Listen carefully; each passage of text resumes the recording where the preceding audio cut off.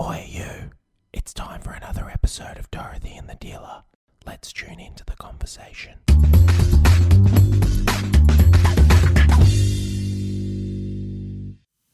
Mitchy Moo, how you going? I'm well this afternoon. I think it's early afternoon, isn't it? It is early afternoon, yes. Do you liking my 𝐬𝐫𝐵𝐆𝐆𝐄𝐫𝐄𝐝 voice? Yes, I It's think very... it's mine's a bit husky as well. Is I think it? today, yeah. You're just trying to compete with my huskiness. No. I think it is actually husky. Is it really? Yeah, Okay. yeah. I don't There know you why. have it. I think it's just something dropped. Took a minute. It took a second there, I know. I was Took a minute. You were looking at me as if to go... I went from speaking like this to hello, my name is Mitch. Welcome to my humble abode. Tell me about what song you have today. What you know that song would you that, like to that Cyndi Lauper. share with You know everyone? that song? I mean, it's that song by Cyndi Lauper, True Colours. I see your true colours, and that's why I love you. So don't be afraid to let it show.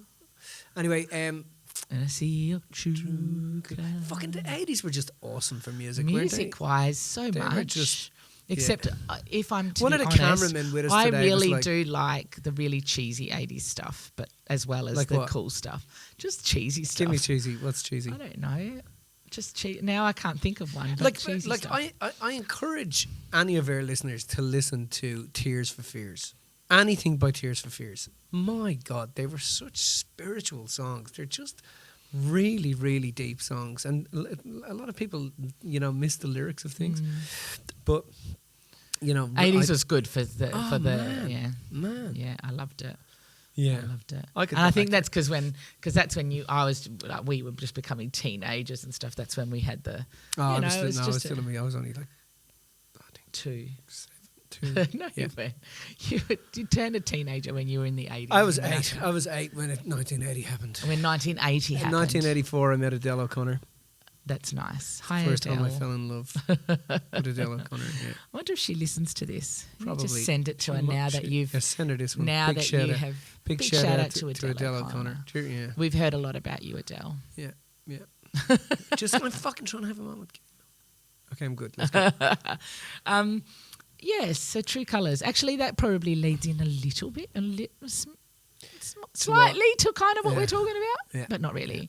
I know that there's been times where I've mentioned this over different lives in Facebook, which I'm just off at the moment, and Off as in you're not using it for personal reasons. my personal reasons I don't want to use Facebook. What I anymore. mean is for your personal reasons, like as in for personal, personal use. reasons, But yeah. for business use, you're on Yeah, Facebook we're on occasionally. Facebook for business use occasionally, but yeah. Anyway, Anywho, because yes. and I talked a little bit about the concept of triggers before, You are a bit husky today, actually. and I've always thank you, No worries. and I've always Not in a explained sexy way. Triggers, because it's such a Oh, everybody's using it nowadays. they trigger me. I've been triggered, So because we're even- in this, we're even- in this society where you can't fucking say anything anymore. I you know, like it's- and it actually triggered me Yeah. that people use the Yeah. word. Lexi used it not long ago, and I went, "What?" What? And I'm like, because she was at my house, and you can see Madagarrett Bridge, and there was a smidgy section of the lights Right. that were broken, and they were going off to repair. And she goes, "Oh, that's really triggering, Mills," because it was like her OCD wasn't aligned. And I went, I know. "Are you using that word? We are going to have a conversation." know. She keeps throwing back my teachings to her back in Yeah. my face. Yeah, On the yeah, weekend she yeah. did. Sorry, this is a sidetrack, but on the weekend she did that. You know when she was asking you for money. Oh yeah. And now, I can I said- tell the story of money? on the Okay, weekend? quickly, yeah. So we're at the Darlington Festival, and they'd already had like $80, and I think Lola had $100, and they'd gone down to the festival. It's a lot Because of they money. keep the money aside so that they can it's buy a lot little of money things. for 2 kids. So you She just did know, buy me a gift. Though. Did she? You did, yeah. Do you think you're not going to go down there and buy stuff? And it's probably most likely going to be shite. And so they disappeared with the money. And then on Sunday they're like, "Dad, can we have some money?" And I'm like, "But you had $80 left." And she goes, No. I just don't want to run out. And I'm like, "Okay, I'll give you $50 each." So I said, "There's my credit card. You can have $50 each." That's all you take the $50 each, and that's it. I come back about 8 hours later, and there has been some serious damage to my credit card. Like $280 on top of the $50 each they spent. Right.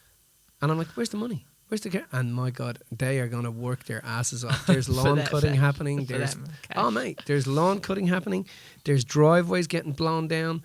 They're washing cars. There is things going to happen to pay that money back because they are going to pay that. I was furious. It's so funny because when she asked you for money, I said, Lex, you had money. She goes, I just don't like running low mills. And That's exactly right. And then I said to her, but you've got plenty to spread. She goes, Millie, you taught me. And I went, fuck, I can't just deny that now that she's thrown that in my face. And then my mum and dad turn up and they're like... And they get more of They them. just start handing them cash. It's like...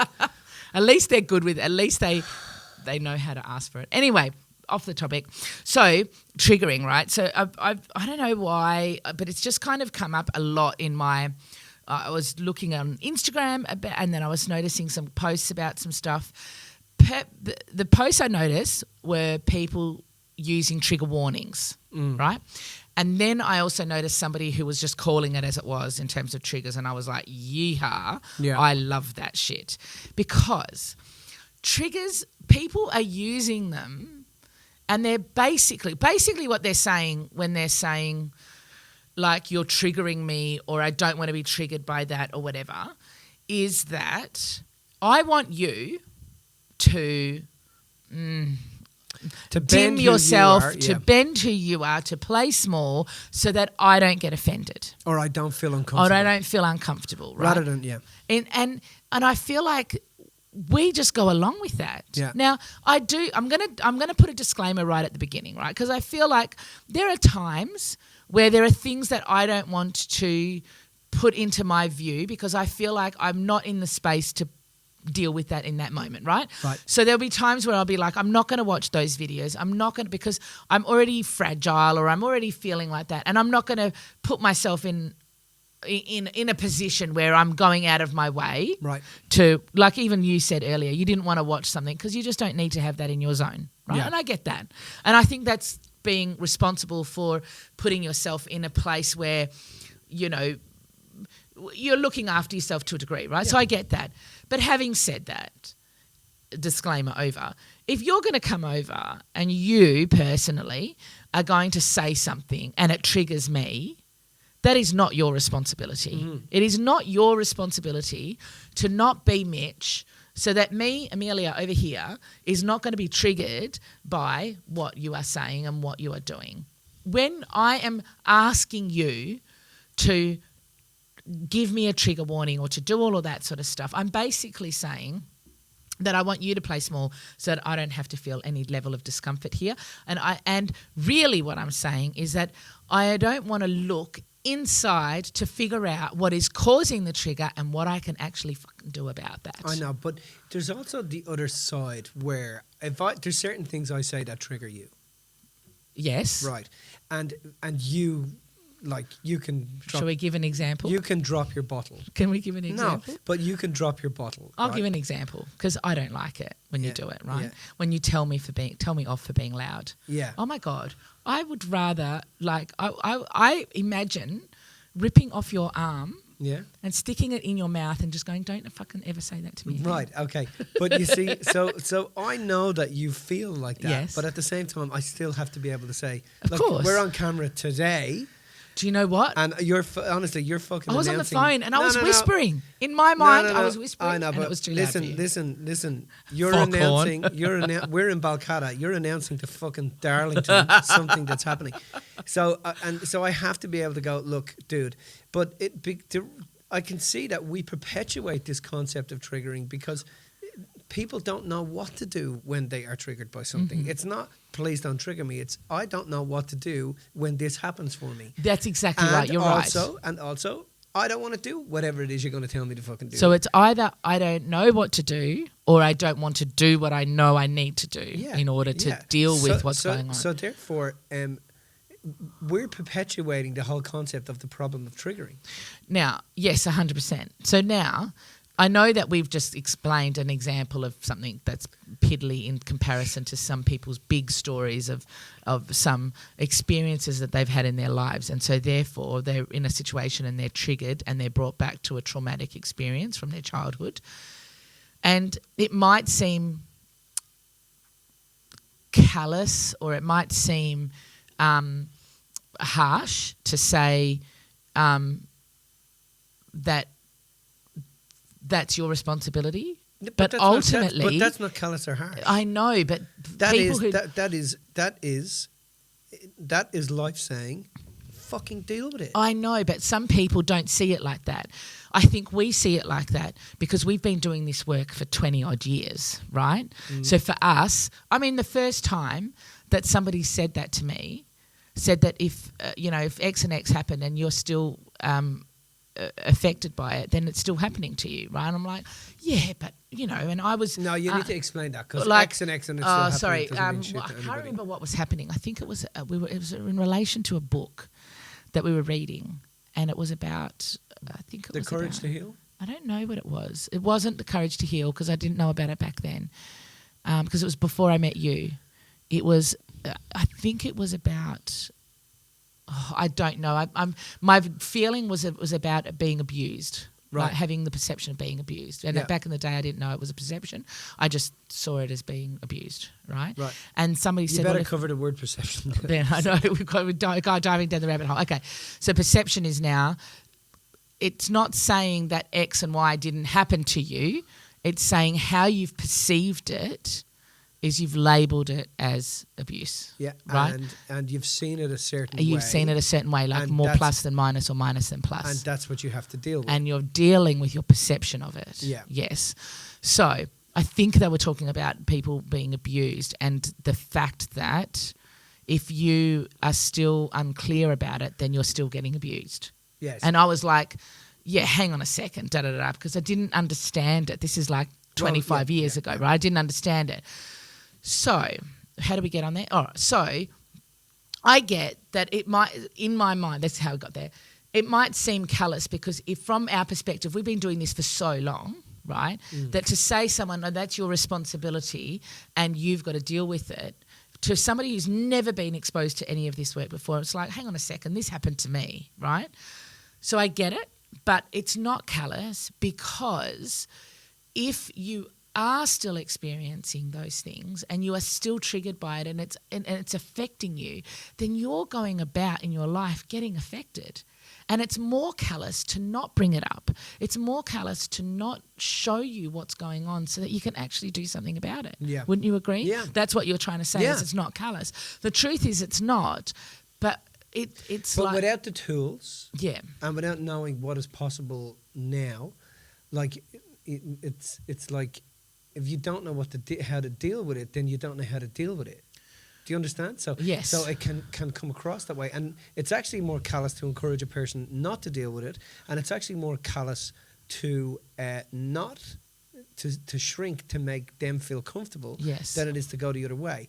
But it's about encouraging conversation with the person to say, okay, well, why is that triggering you? Well, so what do you think that could be teaching you? What do you think that could be showing you? How do you think that could be enabling you? That's the question that a person needs to lean into. I think that there's a level of responsibility from both parts. There's a level of responsibility for everybody as human beings to not play small, to not dim their light, to not shrink in order so that everybody around them can feel comfortable. I mean, that's number one. Look, the thing is, that conversation now is so poignant with what's happening around us and in the world. Yes, 100%. So many people are not saying what they want to say because they're fucking afraid. Yes. And it's like, it's crazy. Yeah. And if we don't lean into the tough conversations and we don't say what we want to say, we've lost our own battle with ourselves. 100%. Do you know what I mean? Yeah. And of course, you have to kind of regulate where you can have conversations, and you have to be respectful of the other person's level of understanding and intellect. But I find people I can have conversations with to say the things I want to say, and I'm not afraid to pull people up around me on correcting me or saying that my opinion or my view is unintelligent, or even, whatever. One of the great things that was flying around not so long ago was a conspiracy. Like, just because you fucking ask questions, it means you're a conspiracy theorist. What the fuck are you talking about? Where does that leave us if that's the case? Just because you're looking at factual information, it doesn't mean you're a fucking conspiracy theorist. It means you're intelligent. So you're thinking. So you're saying that there's people who are playing small in relation to that right now. And they use that. They use there's my out button. I'm gonna use that button as my button to end this conversation. Does that make sense? Yeah. Because I don't believe that your sources of data and information are as good as my sources of data and information. When in actual fact, all I'm doing is I'm not researching, I'm not looking, I'm just following a motherfucking narrative that isn't because I don't have my own, or because I want to be popular, or because I want to fit in. So the responsibility of the person who is not dimming their light doesn't matter where you are and who you are. It's about understanding that what you bring to the table is important, what you know is important, and stand in your own knowledge and truth and power, right? Yeah. And then on the other hand, you've got the person who is being triggered, and their opportunity in this scenario is to also take responsibility. Yeah. It's to also be able to say, hey, this affects me. There's no problem with saying this affects me, but it's about what do I actually do? Why is this impacting me so much? Why can I not deal with X, Y, Z? Why can I not have this conversation? What is it about this that is affecting me so much? And there's no point understanding that unless you do something about it. And I mean, at the end so of the day... it's about responsibility. Of course, right? and at the end of the day, doesn't that pull people closer? Yes. When we stop in those moments and go, hey, you know what? I know it's not personal and I know it's not you, but it's funny how this affects me as a human when somebody says this to me or when this occurs. It really affects me as a human and as a person when this occurs. And for me, the things that trigger me the most or that impact me the most, I don't use the word trigger, I don't like it. Yeah. The things that impact me the most are the things that are directly related to the child in my perception that was wounded, my personal child that was wounded, right? Yeah. So the people who deal with children in a particular way, I can't deal with. I don't like dealing with, and I get like that impacts me severely because that was me, and the more I get that there was blessings and love in those moments, the less those things trigger me. Yeah. Right? The less those things impact me because I'm clear about what it is. I'm clear about the message and why it needs to be there and what it's actually showing me about me. Yeah. So when you are triggered and when you are impacted that way, it's life trying to show you something to grow through it. Yeah.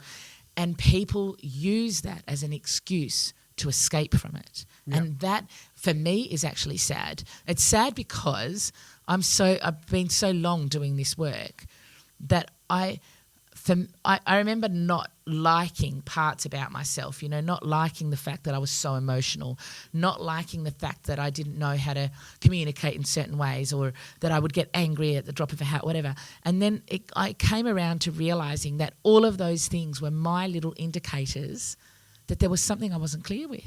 And as soon as I got that, I started realising that actually the reason that I'm crying right now or the reason that I'm angry right now or the reason that I'm emotional right now is big for me. So I need to go and find out what that is and then go and sort it out.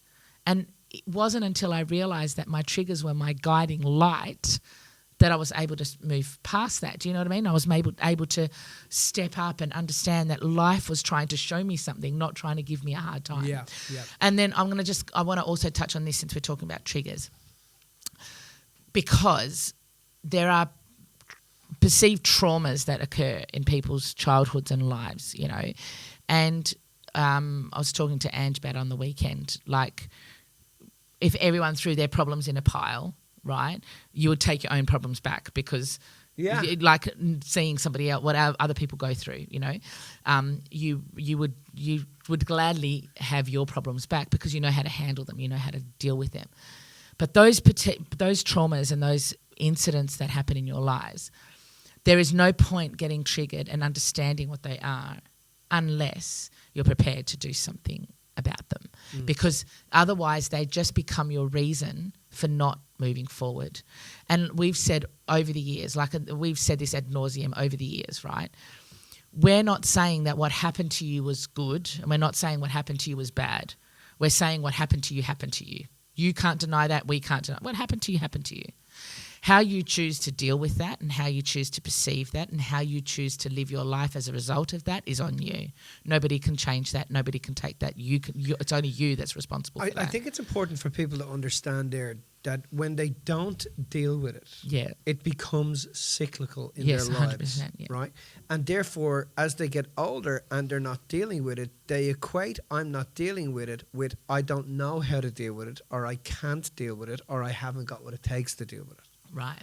So it keeps showing up, but you do know how to deal with it. You do have what it takes to deal with it, and you can actually deal with it. How? How do you, like, what's a generic way that you would say? Well, I mean, one of the simplest ones is pick something that bugs the shit out of you, that a behavior of another human being, and ask yourself, where have you delivered that same behavior to the world? Then ask yourself, in them behaving that way, how does it empower you? How does it enable you? What does it teach you? What qualities and characteristics do you have to summon in order to deal with that person? And who do you become? Who do you become? What does it teach you? Until you see that the person that's behaving like that is actually an angel in disguise and showing you that you have everything you need to move on from the cycle. Yes. You understand? Yes. So that is why people don't get annoyed because of the cycle. They get annoyed because they're fucking annoyed because of the cycle. Because they innately know better than to be annoyed because of the cycle. 100%. So the key here as well is that I know you and I mutually have grown a lot as a result of having been around each other because we push each other. But personally, I love that. I would never not want to be around that because I know that the things that I know that you need to have in order to have a teacher, in order to grow in your life, you have to have people that challenge you. You can't just have people that support you. And if you're living in a little bubble of people that are just not going to push your buttons in any way, what is the even point? Do you know what I mean? Yeah. J.K. Rowling said in one of the commencement speeches, she said something about failing, and she said, everyone has to fail. She said, unless you've lived life so safely that you've never had to fail, but you failed by default. Do you know what I mean? It's the same concept. If you've just never been triggered, well, what's the point of even living? You're not even alive because it's like no one can poke you, no one can do anything. This is your opportunity to shine. This is life saying, hang on a second. There's light, there's beauty, there's love, there's everything you need is in the thing you're trying to avoid in that trigger. Everything you need is in the thing you're trying to avoid in that trauma. But just knowing about it and just being triggered all the time doesn't mean anything unless you're going to do something about it as well. Just having the trauma and knowing about it doesn't mean anything. You've got to do something about it. You've got to find the blessing in it. Yeah. But you can't pussyfoot around that. You've got to be responsible. Every one of us does. Yeah. And at every level, the more and more we grow, the less we're triggered about the things that used to trigger us before, and then there's new little things that come up. But if I just would love to just sometimes just show people and sit them down with their triggers and just go, and we do that every time we do a relationships and you and are letting it go, but just sit them down and go, I get that you felt this way and I understand why you felt this way. But look at what beauty and magic and love is in that, and how wonderful it would be just for you to see. There was a great statement that Mike said to me years ago, and he said to me, if you keep telling yourself the lie long enough, eventually you'll believe it.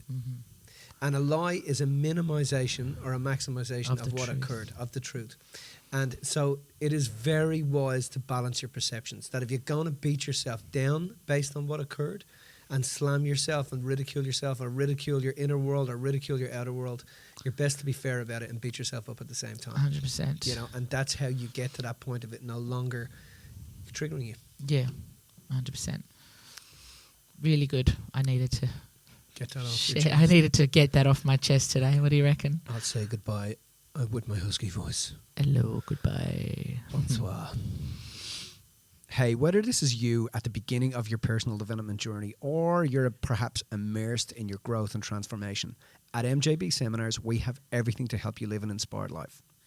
If this episode resonated and you're looking for more information on how to have an actual breakthrough and transform your life, visit us over at mjbseminars.com.au and book yourself in for a complimentary discovery coaching call. Also, make sure you like and follow us over on Instagram and Facebook. And review and subscribe to Dorothy and the Dealer today.